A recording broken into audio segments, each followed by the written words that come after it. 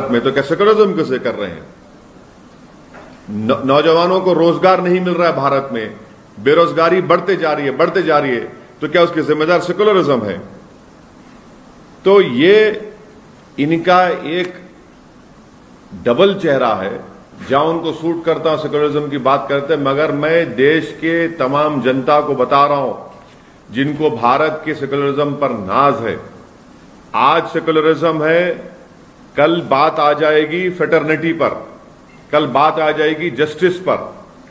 और उत्तर प्रदेश के chief minister को और संघ परिवार को समझना चाहिए कि लिबर्टी ऑफ थॉट क्या है, लिबर्टी ऑफ एक्सप्रेशन क्या है।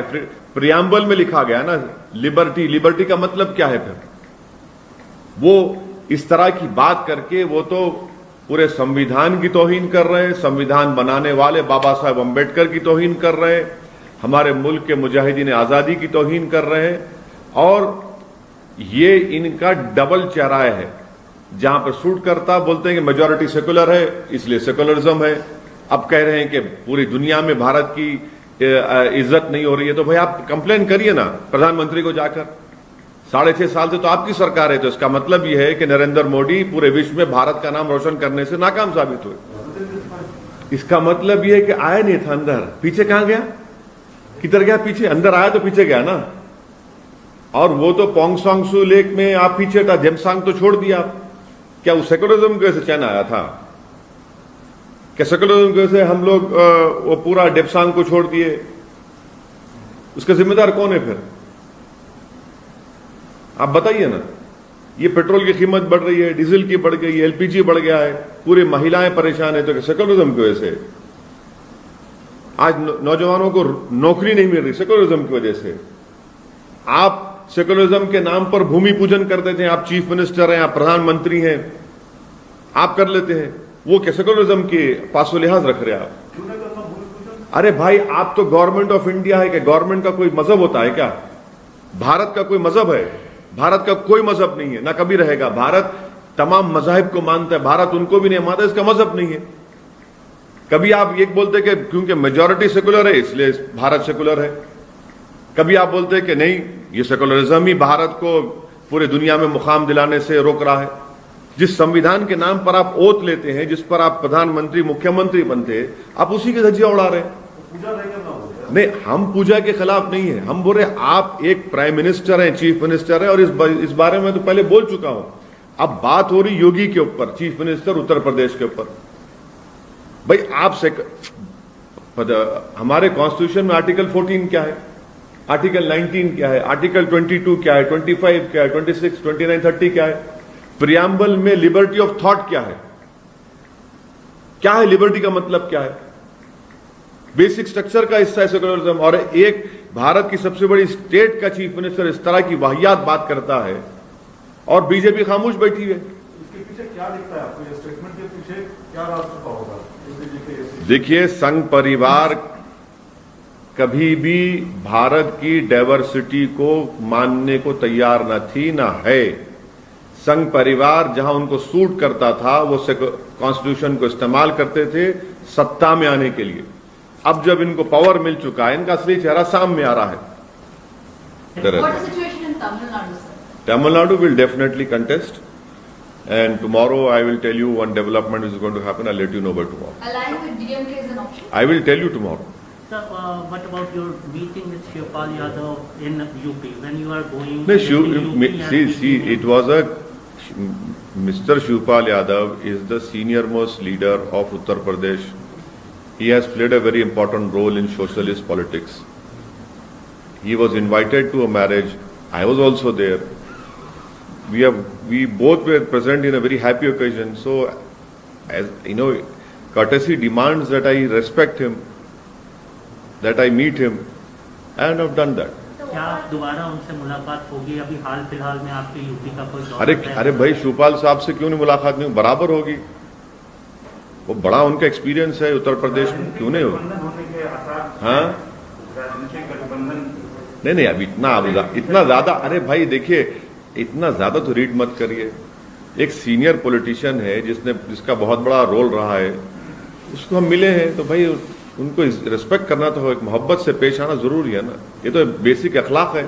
अगर अखलाक को हम भूल जाएंगे, आदाब को भूल जाएंगे तो फायदा क्या है? सिमी एक्टिविस्ट उन्होंने काफी लंबा अरसा जेल में गुजारा, उनको फाइनली बरी किया गया, उन पर नहीं, लंबा अरसा नहीं, 2 साल के अंदर 2000 दिसंबर में सूरत में एक सेमिनार था जो मेरे को मालूम है। उसके बाद 9 महीने के बाद 2 लोगों को, 4 लोगों को बेल हुई। फिर उसके 2 महीने के बाद माने दिसंबर, 1 साल जो हो गए थे, फिर 2 साल के अंदर पूरों को बेल हुई थी। ये केस लंबा चल रहा था और कोर्ट ने बता दिया कि यूएपीए उन पे नहीं लग सकता है। मगर सवाल ये पैदा होता है कि सबसे पहले यूएपीए लगाया क्यों जाता है? यूएपीए सेडिशन इसलिए लगाया जाता है ताकि आपकी जिंदगी के कीमती साल को जेल में सड़ा दिया जाए या आपको फंसा दिया जाए, और यही हो रहा है। और यूएपीए कानून बनाने वाली पार्टी कांग्रेस, उसको और खराब और बिल्कुल खराब करने वाली बीजेपी। तो हर चीज की शुरुआत जो है पुरानी ओल्ड ग्रैंड पार्टी से शुरू होती है। आप पार्लियामेंटेरियन सर, लॉ मेकर हैं, क्या सेडिशन लॉ होना चाहिए? इस हम देख रहे हैं कई सारे मामले सेडिशन से रिलेटेड बुक हो रहे हैं, उस पर डिबेट भी हो रहा है। क्या आपको लगता है बीइंग अ लॉ मेकर? आपको मैं रिक्वेस्ट करूंगा कि ये जो क्लाइमेट एक्टिविस्ट को बेंगलुरु से पकड़कर दिल्ली लेकर गए, उस मजिस्ट्रेट का जजमेंट पढ़ लीजिए। वो जजमेंट आप तमाम को पढ़ना जरूरी है। मैं तो एक लॉ का स्टूडेंट हूं, मैं भी पढ़ते रहता हूं। आप लोगों को पढ़ने की जरूरत है, तो आप जब आप पढ़ लेंगे तो आप सवाल ही नहीं करेंगे। वो एक मजिस्ट्रेट ने इतना बेहतरीन जजमेंट दिया है। कॉन्स्टिट्यूशन में फ्रीडम ऑफ एक्सप्रेशन क्या है, डाइसेंट क्या है और सेडेशन का क्या है। हम तो उम्मीद करेंगे कि बीजेपी सरकार और खास तौर से होम मिनिस्ट्री उस जजमेंट को पढ़कर कोर्स करेक्शन करेगी। सर यहाँ के एमएलसी इलेक्शंस में क्या होता है सर? बताएंगे आप। सर, कल अमित शाह केरला गए थे, जहाँ पे उन्होंने केरला गोल्ड स्कैम के ऊपर सीएम पे कई क्वेश्चंस रेज किए। आपका नहीं, मेरे को नहीं मालूम। मैं तो केरला के बारे में ये उम्मीद कर रहा हूं कि केरला की जनता इंडियन यूनियन मुस्लिम लीग जो केरला में है उनका साथ देगी। मेरे को उतना नहीं मालूम। सुन, I have accused the Adhoni MLA. I have accused some functionaries of the ruling party in Hindupur, and in Adhoni, the concerned MLA of that party went around pressurizing my candidate, saying that the chief minister is very soon going to make him a minister and you should not put up candidates. I find it really perplexing and surprising that just because one is assuming that he will be made the chief minister by Mr. Jagan Mohan Reddy, and he feels that there should be no contest in elections, then why should we hold elections? Why should we hold elections? Elections are held so that people give their opinion, their choice, their likes and dislikes. Now, just because you want to become minister, you cannot, stop people from voting against you. So that is why I had said in particular context of Adhoni and in Hindupur. Sir, जिस level से MIM वहाँ contest करने जा रही थी, अब वो शायद नहीं उस लेवल पे। भीड़ ज़्यादा MIM के लिए, MIM के वो पूरी जो कोशिश थी बंगाल की, उसकी कितने देखिए एक बात सुनिए। नंबर 1 सर, सुनिए एक बात सुनिए। मैं कोई गाड़ी नहीं हूं कि मेरी गाड़ी को डेंट कर देंगे आप। मैं एक इंसान हूं, मैं एक पॉलिटिकल पार्टी हूं, और कोई किसी को डेंट कर सकता ना उसमें ताकत है। आप देख लेंगे कि क्या होने वाला है।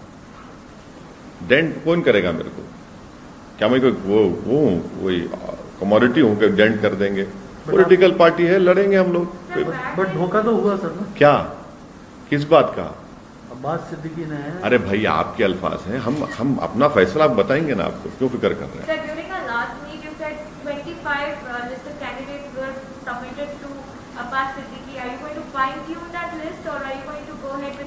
We will definitely let you know, madam, at an appropriate time. on auspicious times, sorry, let me add that, when our political stars are in complete alignment, then we'll let you know. So talking about Visakhapatnam steel plant protesters, you supported the protesters. Definitely, I demand from the Prime Minister of India and his government that they should immediately take back the decision of privatizing the RNIL Visakhapatnam steel plant. It clearly shows that the BJP government has no feel for the history of Andhra Pradesh. At the same time, you also said That factory reflects the Andhra pride. They don't know that more than 30 people sacrificed their lives for the factory to come at that place. They don't know that thousands of villages were taken, had to be vacated just because this factory could come into existence. What is this? If they don't have a captive mine, give them captive mine. More than 1 lakh acres of land is there. What is this? How can the government do this daylight robbery? How can you take away that factory and privatize it? Can't the government of India revive it? It should be revived. No two things about it, and I hope that the Chief Minister of Andhra Pradesh will take a more stringent and a clear stand on this issue. Though he has written a letter to the Prime Minister, but the people of Andhra Pradesh are dead against. I have seen wherever I went on roads, everywhere people were protesting. They were stopping me and telling me that we are against this, and it's a huge issue in Andhra Pradesh. there are also reports that you've said that the ruling YSRCP is acting as a guest of BJP in this particular issue. I want the ruling party to be more stringent and take a very clear-cut stand. Though the Chief Minister has written a letter, in that letter he has said, he has talked about many things of how that particular factory can be made profitable, but the ball is in the court of both the governments, and both the governments must ensure that this decision which has been taken must be reversed, it should be taken back. This is probably the first time that you publicly attacked YSRCP on an issue. Is this an issue-based thing, or have the relations which at a time of No, but see, if you call someone a friend, you must be open if they are doing something which is not in interest of the public. That has to be done. I cannot call you my friend and still do not warn you, do not tell you that these are things which are not good. A true friend is one who would tell you on your face that these things needs to be corrected, and that is what I am doing. So friendship remains. I have huge respect for Jagan Mohan Reddy. I'll continue to have respect for him. But if such decisions are taken, if his MLAs work in this way, then definitely we'll speak about it also. Because in Andhra Pradesh, I hope that the ruling party understands that if you have a communal cauldron, let me give you in a very layman's language to understand it. If you have curd rice and you have a rice which is being fried, people will not go and eat curd rice. They will go for that rice only. So that situation, I hope the government understands, and they know for a fact that they have come out with that statement of the DGP of Andhra Pradesh, Mr. Gautam Sawant. He has come out with a statement of who were responsible in the desecration of the temples in Andhra Pradesh, to which political party they belong to. Unfortunately, you media people have not made it a national issue. No, you have not made it. You should have ran a 6 p.m., 9 p.m. rant over it. What happened? आप लोग तो time कर दिए उसको. Sir, those arrests are not directly linked with the political party, and that's why DGP. So that is why you don't. So now you are a DGP of the Andhra Pradesh Police. No, DGP DGP. DGP has clearly said that he made certain statements, but he is not. My dear friend, the DGP makes a statement, gives out a written statement also, stating to which these alleged accused which have been arrested, to which party they belong to. You have not talked about the statement of the BJP observer in Andhra Pradesh who said that Andhra Pradesh will turn into Christianity. Secondly, you have not talked about a Chief Minister, Mr. Chandrababu, ex-Chief Minister, who happened to be Chief Minister for 14 years. He made that obnoxious statement. If tomorrow someone changes religion, does he lose his India citizenship? Please tell me. Changing, no, listen to me. Changing of religion, Constitution guarantees you that. If I or you change your religion, are you not an Indian? Please tell me. How can Chandrababu Naidu make that statement? How can that BJP observer make that statement? But at the same time, they're also cheating the government rights and not showing themselves as, for Christians. And also Who forceful conversion, the issue are you to ask me what I do in my house? Sir, Have you read the privacy judgment? What I do inside my house, what I do is part of my privacy, is now a fundamental right. But किसी को What is the, no, this is not cheating. I'm sorry, sir, it is not cheating. What I do with my life, whether I go to a church, whether I don't go to a masjid, whether I go to a temple, that is your individual choice. And that is how we celebrate our democracy. People go to church, people go to temples, people go to masjid, people don't go to all these places. That is what makes our Indian democracy work. लेकिन किसी को लालच देके तो नहीं बनाया जा सकता ना। एक गांव में, पूरे गांव में 3 क्रिश्चियन और 11 चर्च, ये कैसे मुमकिन है? जो SC/STs हैं वो क्रिश्चियनिटी। आप कौन होते भाई? नहीं, आप कौन होते? आप ठेका सुनिए, एक बात सुनिए, 3 होंगे 100 बनेंगे। आप अगर यही पलटा के दूसरे मजहब के बारे में बोले तो आप लोग चला जाते ना 9 बजे चला जाते आप लोग। देखिए देश को खतरा हो गया। अरे आपको तकलीफ क्या हो रही भाई? अगर देखिए, अगर कोई मजहब चेंज करता है अपना, तो क्या भारत की सिटीजनशिप लूज करता है वो? लालच देके नहीं कराया। अरे भाई लालच दे तो कंप्लेन कराइए ना, कंप्लेन कराइए, बिल्कुल सही है। लालच देकर अगर कोई मजहब चेंज करा रहा है तो सुप्रीम कोर्ट का जजमेंट है, एक नहीं कई। आप केस बुक कराइए 420 का, मगर कुछ भी नहीं हो रहा तो आप बोले जा रहे हैं। अब किसी को अगर आप मजहब चेंज करना है तो यूपी में कानून बना दिए, बीजेपी रूल स्टेट्स में थे, 1 महीने की नोटिस देना कलेक्टर को, कलेक्टर इंक्वायरी करेंगे।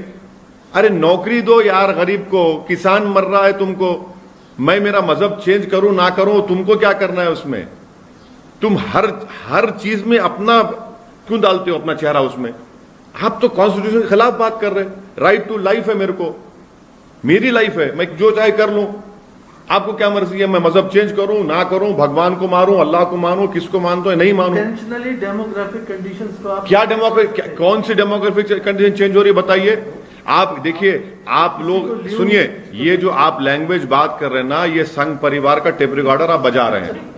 संघ परिवार का टेप रिकॉर्ड सुनिए, संघ परिवार। अरे मैं आपको बता, अरे सुनिए ना, धर्मांतरण इशू है। हाँ सुनिए, संघ परिवार का टेप रिकॉर्डर क्या है कि धर्मांतरण हो रहा है और एक वक्त आएगा कि भारत में मेजॉरिटी कम्युनिटी माइनॉरिटी हो जाएगी। मेरे भाई साहब सुनिए, आज आप ये सवाल क्यों नहीं करते हमसे कि मुसलमान बच्चे बहुत पैदा कर रहे, बोलते थे ना। सुप्रीम कोर्ट में ये सरकार जाकर कहती है कि फर्टिलिटी रेट गिर रहा है भारत का, और इसीलिए हम 2 बच्चों का कानून नहीं बना सकते। बताइए, अब आप बोलिए ना इसके ऊपर। पूरे मुंह बंद है पूरों के, कोई संघी नहीं बोल रहा है। अभी सुप्रीम कोर्ट में डाले हैं, रिटर्न एप्लीकेशन दिए हैं कि भारत का फर्टिलिटी रेट गिर रहा है, 2 चाइल्ड नॉर्म वो जो कानून नहीं बना सकते। अब मेरे से पूछ के बनाए है? अब बताइए आप। अरे भाई दलाइल जब बात करते हैं ना तो इनके पास आवाज ही नहीं रहती कुछ। धर्मांतरण हो रहा है, पैसों से बराबर करिए, आप कौन रोक रहा है आपको? एक केस हुआ एक इंडिया के स्टेट में, बोले पैसे का, अरे वो कर्जा देना था, कोर्ट ने कह दिया वो बात, वो तो कर्जा देना था, इसलिए उस पर इल्जाम लगा दिया। सर मतलब क्या सर चेंज हो के मतलब मजहब चेंज करने के बावजूद आप क्लेम भी नहीं करेंगे, मतलब रिजर्वेशन भी क्लेम करेंगे? क्या क्लेम करेंगे? आप क्रिश्चियन बोल के क्लेम भी नहीं कर रहे, BC/D या फिर BC/C में आएगा ना, तो SC बोल के क्लियरली क्लेम कर रहे हैं। अरे भाई साहब, उन्हें क्या मजहब चल रहा है, आपको क्या फिक्र है उसकी? नहीं सर, आप नहीं आप प्रूफ कर दो। नहीं अगर आपने टाइम्स नाउ का एक्सक्लूसिव स्कूप है, आप दला दो ना टीवी पे। सर मैं तो चलाया सर, 95 करोड़ तो US से थ्रू NGO से आया। नहीं आप क्या बात कर रहे? आप नहीं सर, आप नहीं आप अभी क्या बात कर रहे? 95 करोड़ की नहीं बात कर रहे आप क्या बात कर रहे? Religion change. आप प्रूफ कर दो ना भाई, आप प्रूफ कर दो, बताओ कि देखो ऐसा कर रहे आप। CBCID खुद बोल रहे सर। क्या 95 करोड़? हाँ 95 करोड़ नहीं, मतलब चेंजेस हो रहे। अरे भाई फिर गौतम सवांग भी बोले, मान लो, उसको ही मान लो ना, डीजीपी आंध्र प्रदेश बोले, उसको ही मानो आप। अरे गुंटूर परसों जाके आया, मैं स्टोरी करके आया सर, जो पहाड़ के ऊपर क्रिश्चियन क्रॉस बना है, तो क्या बना है? क्रिश्चियन का जो क्रॉस बना है ना, हाँ गुंटूर में। अच्छा, में जाके आया 2 दिन। हाँ क्या हुआ उसमें? उसमें वो जो बना है स्ट्रक्चर लीगल है, लैंड पे परमिशन नहीं है। अच्छा, हाँ सिर्फ एप्लीकेशन दिए तो है, हाँ। लेकिन बना दिए। अच्छा। तो स्टेटस को लगा दिया कि जो लोकल ऑफिशियल थे, एमआरओ से भी जाके मिलके आया, तो किसके परमिशन से बना रहे, कैसा बना रहे? हाँ ठीक है, वो तो म्युनिसिपल इशू है, वो परमिशन का इशू है। भाई परमिशन का इशू है ना, परमिशन का इशू है ना खाली, ठीक है। करना बोल रहे हैं। हाँ ठीक है, घर बिल्कुल होता वो। आप कोई भी लॉ वायलेट करेंगे तो मगर उसको आप वो रंग क्यों दे रहे भाई? बिकॉज सर, तो क्या आप अपने मित्र से ये डिमांड नहीं करेंगे कि आंध्र प्रदेश में जिस तरह के इश्यूज जनरेट हो रहे हैं, ये मैं अभी मिलाकर बोलूंगा कि तिवारी साहब ने ऐसा कहा है और आप ज्ञान दे रहे हैं, आपको मेरे जरिए से सुन लीजिए, मैं कहूंगा अभी बोलता हूँ। आप क्या ये डिमांड नहीं करेंगे कि ये जो है इस तरह के जो मामले आ रहे हैं उसको जांच के लिए कोई मैं तो सिर्फ YSRCP रूलिंग पार्टी को इतना ही कहूंगा कि बीजेपी पूरी कोशिश करेगी आंध्र प्रदेश में अपनी गवर्नमेंट को बनाने की। चंद्रबाबू नायडू को मैं तो एडवाइस नहीं कर सकता, वो तो आइंस्टाइन है माशाल्लाह से, मगर उनकी पार्टी को बीजेपी पूरा खत्म कर देगी, वो वैक्यूम बीजेपी बैठेगी। तो ये उनको भी सोचना है, बीजेपी खामोश नहीं बैठने वाली है। अगर कोई भी लीडर ये समझ रहा है कि मैं बीजेपी को समझा लूंगा, बीजेपी को रोक लूंगा, ये नहीं होने वाला है। ये बीजेपी आप पे अटैक करेगी, हर तरह से अटैक करेगी और पावर हासिल करेगी। तो ये लोग अगर ऐसा सोच रहे हैं तो हम खाली उनको कॉशन कर सकते, वो तो साहिब, जैसे उर्दू में बोलते हैं, साहिब समझ हैं, अक्लमंद हैं, दानिश्वर हैं, वो सब समझ जाएंगे, मगर ये समझना चाहिए उनको। आप भी मानते हैं चंद्रबाबू नायडू है आंध्र प्रदेश? हाँ, बीजेपी ये जो सब तमाशे हो रहे हैं उससे क्या कर रहे हैं बीजेपी? फिर क्यों कर रही है सब ये स्टेटमेंट्स जो आ रहे हैं? यही तो इनका मोडस ऑपरेंडी है ना। अगर वहां के पॉलिटिकल जो ऑब्जर्वर है वो भी समझे इस बात को, वो मेरे को एक्सेप्ट करे, बोले यस आप सही बोल रहे हैं।